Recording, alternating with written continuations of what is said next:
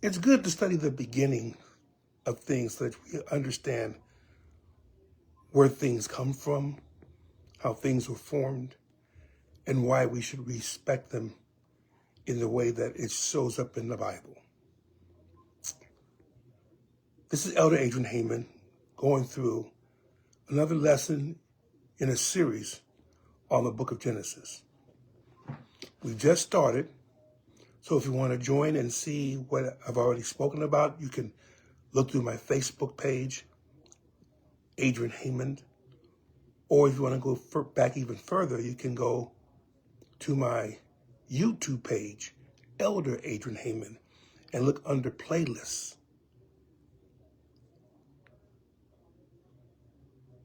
I believe it's a journey through Genesis.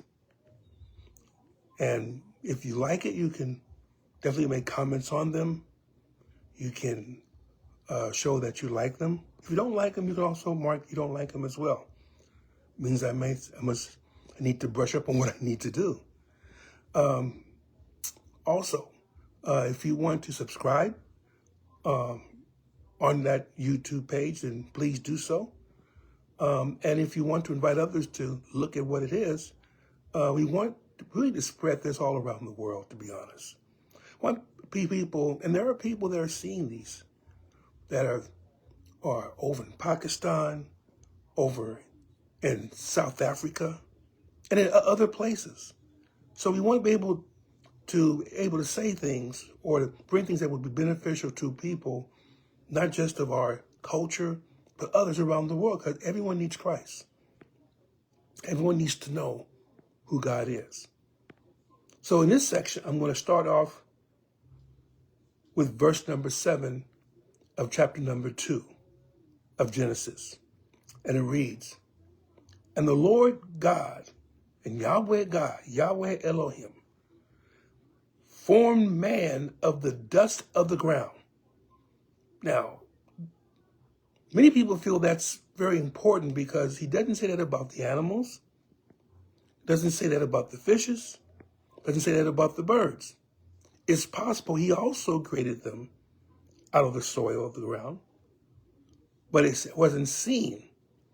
But God wanted to drive the point home that man's creation was special to God.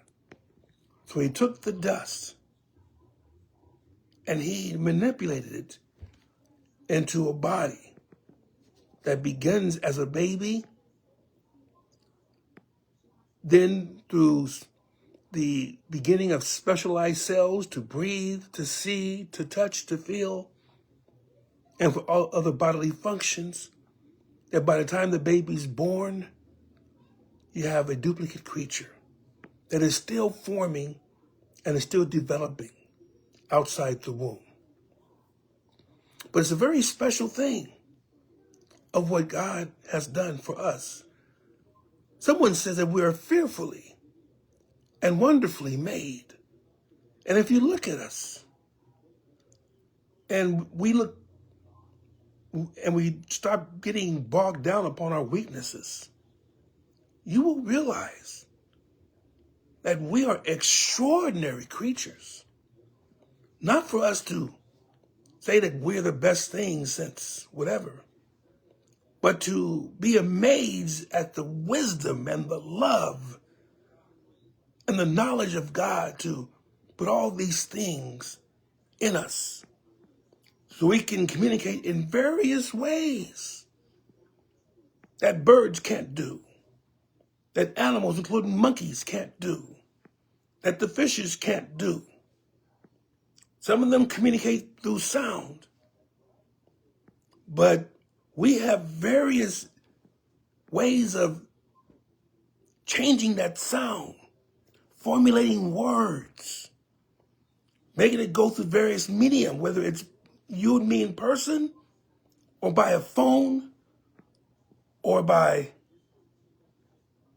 social media, or by other means of being able to bring likenesses and voices to be seen. Yes, we're fearfully and wonderfully made. So this is why in chapter 2, Moses takes great care in describing what God did for man. He said, and breathed into his nostrils the breath of life, gave man the spirit of life. Because before, remember, it was just a thing. And you can see when a person dies, there's a likeness there, but the life is gone. The spirit of life is gone out of that person. So it takes God to put life into a person, which is why when a baby is born, at least I'm not sure what they do now, but they used to slap the baby on the behind to get the baby to utter a sound of cry. And if the baby gets to cry, they're taking breath in, they're pushing breath out, taking breath in, pushing breath out. And we do this knowingly and unknowingly all the days of our life, regardless of the condition of our body. It goes back and forth and back and forth. We consume oxygen. We give out carbon dioxide. The trees take the carbon dioxide and they release oxygen in a certain cycle that goes back and forth and back and forth and back and forth. It's an amazing and intricate relationship. And something that I don't think we always appreciate. But we should appreciate this, that this is what the Lord does. He breathed into his nostrils the breath of life. And man became a living, not being, but soul. Man has a soul. Fido, the dog, does not have a soul. Fifi, the cat, does not have a soul. Gertrude, the bird, does not have a soul. Leo, the lion, does not have a soul. Ronald, the dolphin, doesn't have a soul. We want them to have souls, but they don't. We're the only ones who have a soul, and that's why it's so precious. This is why God made us into his image. Now, maybe the word for soul in the Hebrew may mean something a little different. But it remains a wonder that it is explained how man was created. He didn't speak it out of nothing. And then all of a sudden there were animals and there were birds. But man, he did something different. He formed man. He molded man.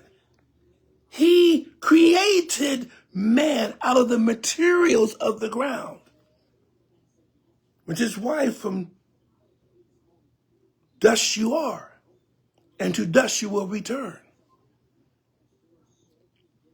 That's our fate, unless God says so differently. So we do all that we can while the breath of life is in us, while it goes into our nostrils. But the soul begins when life begins. For 9 months, we're incubated inside the mother, free from trying to figure out things, because the mother supplies everything. Everything. Food, water, nutrients. The mother supplies it. And when we come out of the womb, we expect the mother to do the same thing.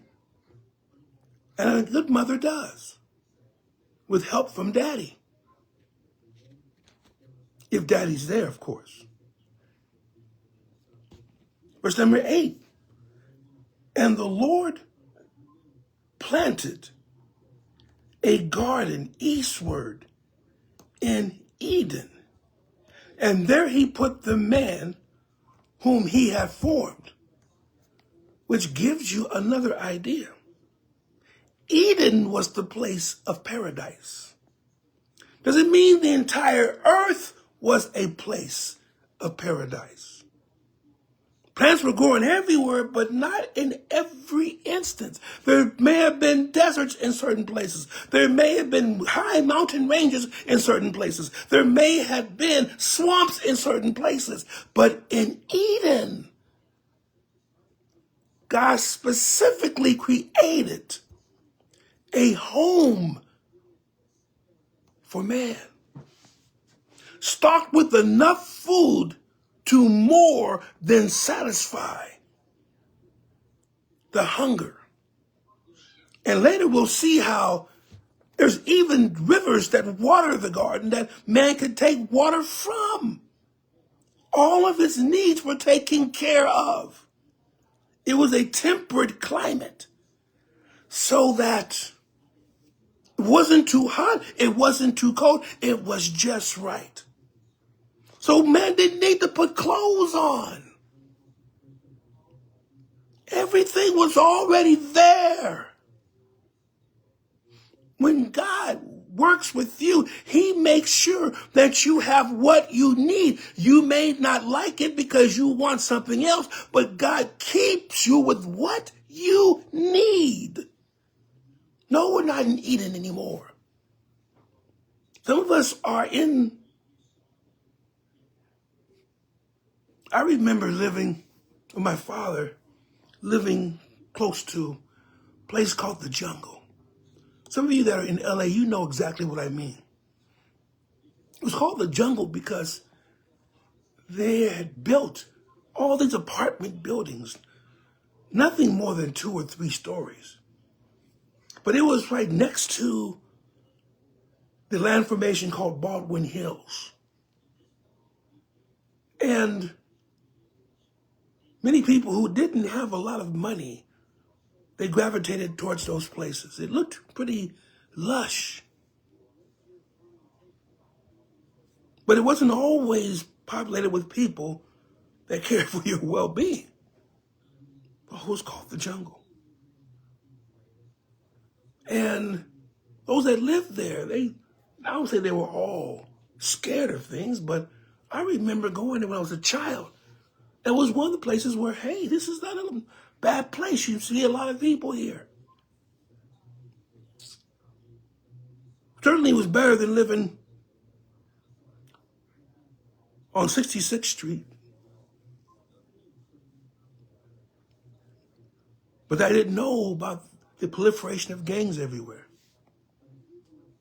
But the idea here is that whether you lived in the jungle, you lived in the slums, you lived in the projects like Imperial Gardens, Nickerson Gardens, the Pueblos. Well, again, those of you that know the area, you know it full well. But still, God supplies your need while you're there. He protects you from danger there. He shows you the path of righteousness if you want to be a part of him. But in this instance, he placed man in a place where all of his wants were answered. Didn't have to work hard at all because the garden was lush with vegetation, fruit, and things to eat. And the animals were not there to bite you or devour you. They were just there. And the temperature didn't freeze you nor bake you. When you listen to God, and his commandments are not grievous. They may not be what you want, but they're not grievous. They're not so too hard to do. the Lord will supply your every need. Think about what he did with Adam and Eve, or Adam. Eve is coming. But he placed Adam in this garden. Specifically more than anywhere else on earth. He doesn't tell you about the climate of the surrounding earth. Just about the garden.